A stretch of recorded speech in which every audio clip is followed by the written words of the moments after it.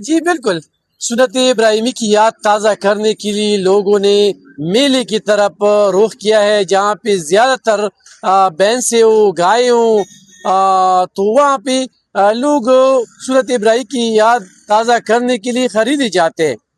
لیکن میں جہاں پہ موجود ہوں، یہ مین سڑک ہے، یہاں پہ ایسے بڑے بڑے جانوروں کی وہ میلے نہیں ہے، لیکن جہاں پہ سڑک کے کنارے لوگ ایسی بینس دیکھتے ہیں تو وہاں پہ جاتے ہیں اور خریدتے ہیں۔ یہاں پہ وزن پہ بھی سلسلہ جاری ہے، اور بغیر وزن کی بھی اگر کوئی خریدنا چاہتے ہیں تو آ سکتے ہیں۔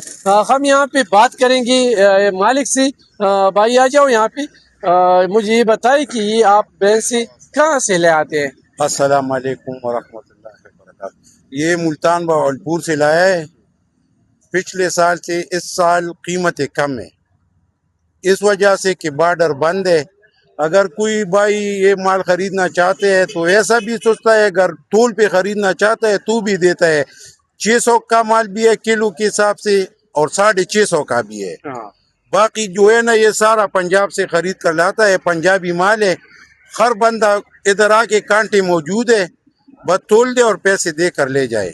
شکریہ جی۔ صبح سویرے ہم یہاں پہ آئے ہیں، لیکن ابھی رش اتنا نہیں ہے، لیکن شام کو یہاں پہ بہت سے لوگ جمع ہوتے ہیں اور روزانہ کے حساب سے یہ کافی بینسیں فروخت کرتے ہیں۔